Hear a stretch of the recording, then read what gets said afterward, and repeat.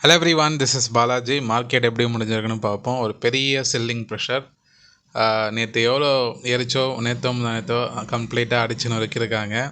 நேற்றே சொல்லியிருந்தேன் dead gate bounce அப்படின்னு. டெட் கேட் பவுன்ஸ்னால் சும்மா ஒரு ஷார்ட் கவரிங் வேலையை, அது எப்போனாலும் விழலாம் அப்படின்ற மாதிரி தான். இதுதான் தெளிவாக நேற்று வீடியோவில் பேசியிருந்தோம். அது என்ன நம்ம டிஸ்கஸ் பண்ணியிருந்தோமோ இன்றைக்கி பக்காவாக வந்து செல்லிங்கில் முடிச்சிருக்காங்க. ஸோ ரொம்ப க்ரூஷியல் சுச்சுவேஷனில் இருக்குது மார்க்கெட். முக்கியமான சப்போர்ட்டை உடைக்க போகுது. அதை உடைச்சதுன்னா ரொம்ப பெரிய ஃபால் எதிர்பார்க்கலாம். ஐடி, டிசிஎஸ்லாம் நல்லாவே ஃபால். மற்ற செக்டார்ஸ், பேங்க் நிஃப்டியில் எல்லாமே நல்ல ஃபில்லிங் தான். ஆக்சுவலாக வந்து யூஎஸ் மார்க்கெட் இந்த இப்போ மார்க்கெட் ஓப்பன் ஆகி ட்ரேட் ஆகிட்டுருக்கு. ஸோ அவங்க மார்க்கெட்டை வந்து ஒரு ஸ்லைட்டாக ஒரு மார்ஜினல் செல்லிங்கில் தான் ட்ரேட் ஆகிட்டுருக்கு. கிஃப்ட் நியூட்டிவ் நெகட்டிவ் தான். ஸோ மேபி ரிக்கவரி ஆனாலும் ஆகலாம். பட் வந்து என்னதான் ரிக்கவரி ஆனாலும் அது செல் ஆன் ரைஸ் சிச்சுவேஷனில் தான் வந்து நிஃப்டி வந்து ஆக்ட் பண்ணிட்டுருக்கு. ஒரு ஸ்ட்ராங் என்கல்ஃபிங் கேனல் மாதிரி பிரிண்ட் ஆகிட்டுருக்கு. நான் திரும்ப சொல்கிறேன், 23,800க்கு கீழே ஒரு பேரேஜ் கேனல் ஓப்பன் க்ளோஸ் வந்ததுன்னா மார்க்கெட்டுக்கு ஒரு பெரிய சப்போர்ட் எதுவும் இல்லை. அடுத்து வந்து 22,800 தான். 1000 பாயிண்ட் தள்ளி தான் மார்க்கெட்டுக்கு சப்போர்ட் இருக்குது. 23,800 கிராஸ் ஆச்சு அப்படின்னா. ஸோ ஒரு இக்கட்டான சூழ்நிலை மார்க்கெட் வந்து இருக்குது. ஏன்னா இது வரைக்கும் மார்க்கெட் வந்து ஆல் டைம் ஹைலேருந்து முந்தானத்து இன்டர்வியூவில் வருவாங்க கிட்டத்தட்ட 10% ஃபால் ஆகிருக்கு. இப்போ இந்த சப்போர்ட்டை உடைச்சோன்னா அனதர் 10% கழிச்சு தான் வந்து நிஃப்டிக்கு வந்து சப்போர்ட் இருக்குது. ஸோ கிட்டத்தட்ட வந்து ஒரு ஷார்ட் டேர்ம் ஒரு டீப் கரெக்ஷனுக்கு வந்து மார்க்கெட் போக போகுது. அதாவது இன்னும் கன்ஃபார்ம் ஆகலை, ஓகேவா? ஸோ பட் வந்து ஸ்ட்ராங் செல்லிங் இன்றைக்கி முந்தா நேற்று பார்த்திங்கன்னா சப்போர்ட் எடுத்தது. நேற்று பவுன்ஸ் ஆகி ரெக்கவரி ஆச்சு. ரெக்கவரினாலும் இந்த ரேஞ்சு 24,500க்கு மேலே போனால் கன்சிடர் பண்ணலாங்க, இல்லைனா செல் அண்ட் ரைஸ் ஆகுன்றதான் சொல்லியிருந்தேன். இன்றைக்கும் ஆகிய நல்ல செல்லிங் ப்ரெஷர். ஸோ க்ளோசிங் ரொம்ப ஸ்ட்ராங்காக வச்சுருக்காங்க. நாளைக்கும் திருப்பி கேப் டவுன் ஆச்சுன்னா ஒரு ஃபியூரியஸான செல்லிங் வந்து வர ஆரம்பிக்கும். கொஞ்சம் கவனமாக இருங்க. இன்னும் உடைக்கல சப்போர்ட்டை, ஓகேவா? பட் உடைத்தால் சான்சஸ் ஃபார், ஏன்னா இது வரைக்கும் அந்த விழுந்து ரிக்கவரி ஆகி திருப்பி வந்து அது அந்த இடத்த பிரேக் பண்ண ட்ரை பண்ணும் போது அந்த நெக்ஸ்ட் ஸ்விங் டெவலப் ஆக வாய்ப்பு இருக்கும். ஸோ மார்க்கெட்டும் கண்ணாப்பின்னான்னு வந்து விழ ஆரம்பிச்சிடும். இந்தியா விக்ஸை பொறுத்த வரைக்கும் பார்த்திங்கன்னா அது 2 நாள் கொஞ்சம் கிராஷ் ஆச்சு. பட் இன்றைக்கி அகெயின் வந்து 21க்கு மேலே வந்து முடிஞ்சிருக்கு. இந்தியா விக்ஸ் வந்து 15க்கு கீழே வரணும். வந்தால் தான் மார்க்கெட் வந்து பாசிட்டிவாக போகும், இல்லைன்னா வந்து ப்ராப்ளம் தான். ஸோ கொஞ்சம் கவனமாகவே இருங்க. இந்தியா விக்ஸ் வந்து 21லேயே ரீட்டைன் ஆகிட்டே இருக்குது. ஸோ ஏன்னா இது வரைக்கும் பேங்க் நிஃப்டி பெரிய லெவலில் ஃபால் ஆகாத வரைக்கும் நிஃப்டி பெரிய லெவலில் விழலை, கொஞ்சம் ஸ்டேபிள் ஆகிட்டே தான் இருந்தது. ஆனால் இன்றைக்கி வந்து இந்த பேங்க் நிஃப்டியும் சரி 2-3 நாள் பேங்க் நிஃப்டி தாறுமாறாக விழுந்துட்டுருக்கு. ஆக்சுவலாக வந்து அந்த லோ உடச்சி க்ளோசிங் வச்சுருக்காங்க. இந்த 56,000 ரொம்ப க்ரூஷியல் சப்போர்ட்டுன்னு சொல்லியிருந்தேன் பேங்க் நிஃப்டிக்கு. 56,000க்கு கீழே தான் இன்றைக்கி வந்து க்ளோசிங் வச்சுருக்காங்க. ஸோ இன்றைக்கி மட்டுமே வந்து பார்த்திங்கன்னா பேங்க் நிஃப்டி கிட்டத்தட்ட 2% ஃபால் ஆகிருக்கு. 1,200 points, not easy thing. So 56,000க்கு கீழே ட்ரேட் ஆனால் கம்ப்ளீட்டாக பேங்க் நிஃப்டி செல்லிங் ப்ரெஷரில் தான் இருக்கும். அடுத்த சப்போர்ட் வந்து 53,500 தான். அப்போனா இங்கேருந்து பார்க்க போனால் கிட்டத்தட்ட வந்து இன்னும் ஒரு 4% அவையில் தான் வந்து பேங்க் நிஃப்டிக்கு 2,500 பாயிண்ட் தள்ளி தான் வந்து பேங்க் நிஃப்டிக்கு வந்து சப்போர்ட் இருக்குது. அதுக்கு முன்னாடி ஒரு இன்டர்மீடியரி சப்போர்ட் வந்து 54,200 to 300 அப்படி இருக்குது. ஸோ கிளியராக வந்து ஒரு டவுன் ட்ரெண்ட் பிக்சர் வந்து தெரியுது மார்க்கெட்டுக்கு.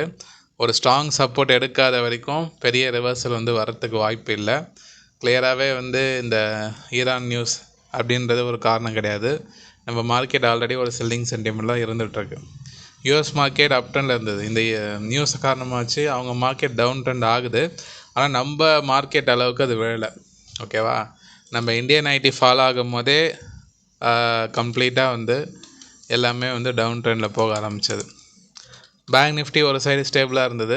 ஒரு கட்டத்துக்கு மேலே பேங்க் நிஃப்டி தாக்கு பிடிக்க முடியல, விழ ஆரம்பிச்சோன்னா நிஃப்டி கண்ணாப்பினான்னு வந்து விழ ஆரம்பிச்சிருச்சு. IT again fresh low print ஆகிருக்கு. டிசிஎஸ் வந்து பார்த்திங்கன்னா இன்றைக்கி அகெயின் வந்து ஒரு ஸ்ட்ராங் செல்லிங் ப்ரெஷரில் க்ளோசிங் வச்சுருக்காங்க. ஸோ கண்டினியூவாக ஃபால் ஆகிட்டுருக்கு. டிசிஎஸ் வந்து 2,300 வராமல் திரும்பாது, இன்னும் ஃபர்தராக ஃபால் ஆகும். இந்த ஓவராலாகவே வந்து இந்த டாட்டா குரூப்ஸே வந்து பார்த்திங்கன்னா ஒரு அன்ஸ்டேபிளாக தான் இருக்குது. டாட்டா மோட்டார்ஸ் எடுத்துக்கோங்க, டிசிஎஸ்ஸு, மற்ற tata group stocks, tata power ஓரளவுக்கு பரவாயில்ல, மற்ற ஸ்டாக்ஸ்லாம் பெரிய லெவலில் ரேலி ஆகிற மாதிரி தெரியல. ஸோ ஃபர்தர் வந்து டவுன் சைட் தான் வரும். 2300 வந்துன்னா டிசிஎஸ் ஹிஸ்ட்ரியில் 2008க்கு அப்புறம் பெரிய கிராஷ், அதாவது கிட்டத்தட்ட ஒரு 17 இயர்ஸ் இல்லாத ஒரு பெரிய கரெக்ஷன் வந்து இப்போ டிசிஎஸில் வந்துட்டுருக்கு. ஃபார் கைண்ட் இன்ஃபர்மேஷன் இன்வெஸ்டர்ஸ்க்கு 2008க்கு அப்புறம் பெரிய கரெக்ஷன்னா இதுதான், ப்ரெசன்ட் தான். ஸோ இப்போ ப்ரெசண்ட்டில் இந்தியா இப்போ இன்ட்ராடேயில் வரைக்கும் பார்த்தா 46% வந்து டிசிஎஸ் ஃபால் ஆகிருக்கு. ஸோ 2300 அப்படின்னு வந்தால் அது 50% ஆகும். ஓகேவா? இது வரைக்கும் பெரிய கரெக்ஷன் டிசிஎஸில் 2008க்கு முன்னாடி நடந்திருக்கு. 2008 நடந்தால் பெருசு. அது வந்து பார்த்திங்கன்னா 62-63% ஃபால் ஆகிருக்கு. அது வந்து அதுபடி பார்த்தா டிசிஎஸ் வந்து கிட்டத்தட்ட வந்து 1800 அப்படின்றது தான் அதோட லாங் டேர்ம் சப்போர்ட். அதுக்கு கீழே போனால் அந்த கம்பெனியே க்ராஷ் ஆகிடும். ஓகேவா? இதான் வந்து ரியாலிட்டி. ஸோ பட் இப்போதைக்கு 2300 தான் ஒரு பெரிய ஹோப்பாக இருக்குது இன்வெஸ்டருக்கு. புதுசாக ஃபோக்கஸ் பண்ணுறவங்க 2800-300க்கு பக்கத்தில் வரும்போதுனா பை பண்ணலாம். இப்போ வந்து அது ஃப்ளோயிங்கில் இருக்குது, டவுன் ட்ரெண்டில். இப்போ வந்து எதுவும் பண்ண வேண்டாம், ஆவரேஜ் பண்ணுறதெல்லாம் வெயிட் பண்ணுங்கள். நான் சப்போர்ட் எடுத்தால் சொல்கிறேன்.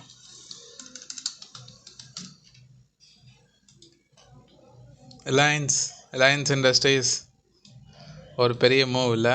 So again selling pressure.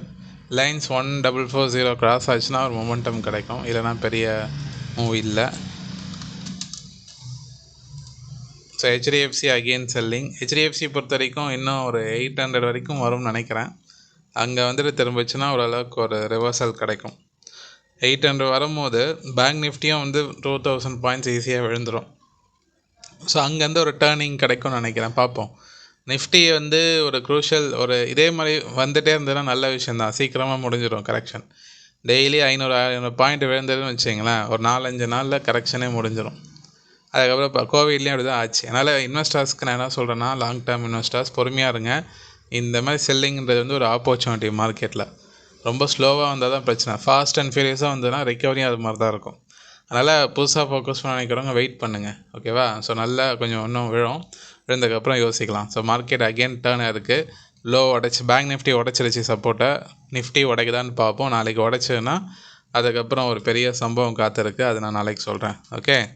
So US market இது வரைக்கும் வந்து ஒரு பெரிய மூவ் இல்லை. க்ளோசிங் பாருங்கள். ஸோ செல்லிங் தான் முடிஞ்சிட்ருக்கு. மேபி எதாவது ரிக்கவரி ஆச்சுன்னா மேபி சம் பாசிட்டிவ் கெயின் கிடைக்கும். பட் வந்து அது பெரிய சேஞ்சஸ் க்ரியேட் ஆகாது. Will see. ஓகே. ஸோ நம்ம என்ன பேசுகிறோமோ அது அப்படியே மார்க்கெட்டில் ப்ரைஸ் ஆக்ஷன் ரியாக்ட் பண்ணிட்டுருக்கு. நீங்கள் என்ன நினைக்கிறீங்கன்னு கமெண்ட் பண்ணுங்கள். மார்க்கெட் இன்னும் டீப் கரெக்ஷன் போகுமா, நம்ம எதிர்பார்த்த சப்போர்ட்டை உடைச்சிருமா அப்படின்றது கமெண்ட் பண்ணுங்கள். இன்னொரு விஷயம், அதாவது ப்ரைஸ் ஆக்ஷன் மார்க்கெட்டில் எப்படி ஒர்க் ஆகுதுன்றது நீங்கள் லைவாக ஃபீல் பண்ணியிருப்பீங்க நம்புகிறேன். ஸோ நீங்கள் உங்களோட பொசிஷன் இந்த டைமில் உங்களோட போர்ட்ஃபோலியோ இருக்கிற ஸ்டாக்ஸை ரிவ்யூ பண்ணுங்கள். டெக்னிக்கலாக எங்கே சப்போர்ட் இருக்குது, எந்த இடத்துல ஆவரேஜ் பண்ணலாம், இல்லை ஸ்கொயர் ஆஃப் பண்ணலாமான்னு எடுக்க வேண்டிய டெசிஷன் இப்போது. ஸோ அதை நீங்கள் உங்களோட போர்ட்ஃபோலியோ இருக்க எல்லா ஸ்டாக்ஸையும் ப்ரைஸ் ஆக்ஷன் போட்டு பாருங்கள். ஸோ அது விருப்பப்படுறவங்க வந்து கற்றுக்குங்க. இன்னும் டெப்த்தாக ப்ரைஸ் ஆக்ஷன் படித்து நீங்கள் டெக்னிக்கலாக ஸ்ட்ராங்காக இருந்தால் தான் இந்த மாதிரி கிராஷ்லாம் நீங்கள் ஹேண்டில் பண்ண முடியும். என்ட்ரி எடுக்கிறது, எக்ஸிட் ஆகிறது எல்லாமே பண்ண முடியும். விருப்பப்படுறவங்க வந்து கற்றுக்குங்க. மார்ச் மந்த்துக்கான ப்ரைஸ் ஆக்ஷன் கிளாஸஸ் கம்மிங் சாட்டர்டேலேருந்து ஸ்டார்ட் ஆகுது. ஸோ ரிஜிஸ்ட்ரேஷன் போயிட்டுருக்கு. ஷார்ட் லிஸ்ட் வந்து ஃப்ரைடே போடுவோம். ஆல்ரெடி எங்களுக்கு டெக்ஸ்ட் பண்ணுறதுக்காக ரிப்ளை கொடுத்துட்டோம். கொஞ்சம் குயிக்காக ரெஸ்பாண்ட் பண்ணுங்கள், அப்போ தான் அந்த லிஸ்ட்டில் ஆட் பண்ண முடியும். Okay, right. ஸோ எதாவது கொரிஸ் இருந்தால் வாட்ஸ்அப்பில் காண்டாக்ட் பண்ணுங்கள். நிறைய பேர் பார்க்குறீங்க, லைக் பண்ணுங்கள். நிறைய பேர் இந்த வீடியோ ஷேர் பண்ணுங்கள். டிஎன்ஏ டெலகிராம் குரூப் இருக்குது, டிஸ்கிரிப்ஷன் லிங்க் இருக்குது, செக் பண்ணி ஜாயின் பண்ணிக்கிங்க. மிக்க நன்றி நண்பர்களே.